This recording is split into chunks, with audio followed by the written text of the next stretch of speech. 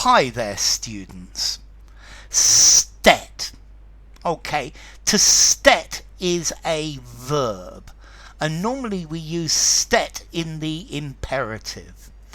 So let's see. The first thing we need to understand is the concept of proofreading.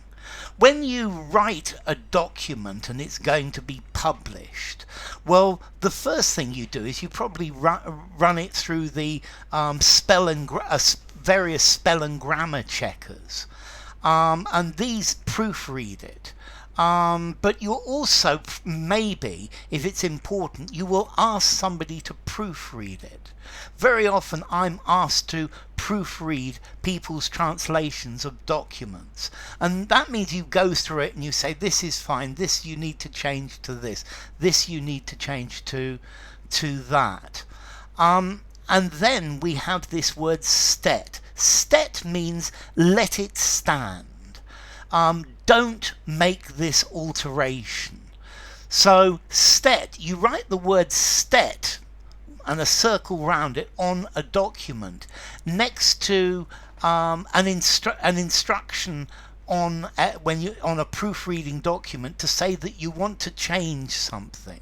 So this is saying that the correction that is going to has been programmed for the change should stay. It nullifies a correction. It literally means stet, let it stand. Don't change this. Keep this here. And that's why it's an imperative. Don't change it. Leave it here. No change here. Very often as well they put a tick in a circle. Notice the Americans say a check mark. A tick is what the teacher puts, it's going to be the other way around because you're behind me, to say this is correct. In many languages they don't do that, but a check mark in a circle is another way of saying stet. But write the letters STET in a circle by the change if you don't want that change to take place, because proofreaders read things but they don't always get it right. So somebody actually has to proofread the proofreading. And that's where you may find this phrase stet, let it stand, don't change it, this is okay.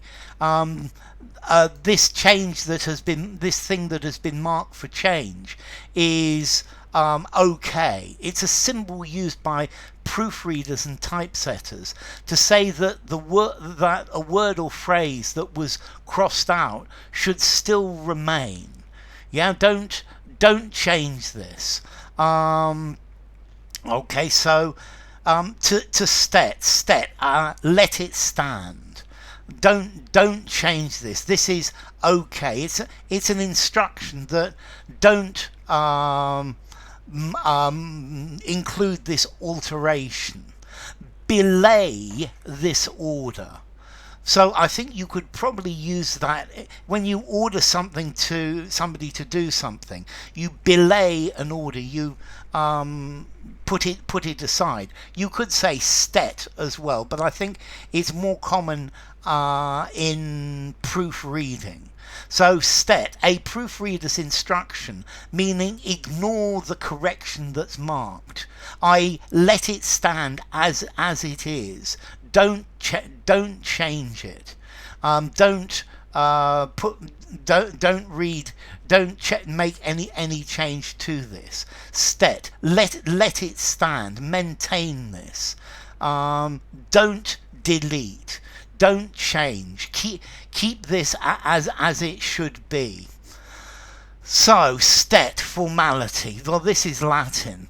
I think I'm going to give it a 6.5, a 7 in formality.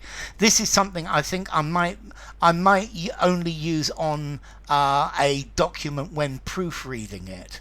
I guess you could say stet. Don't make that change. Let it stand. Yeah. So yeah, semi-formal or formal writing in a proofreading. And then as to origin, this comes from Latin, from the Latin stet, let it stand, and that is an imperative as well. So enough. If you enjoyed the video, give it a rating, subscribe to my channel, and I'll see you soon. Bye for now. Stet.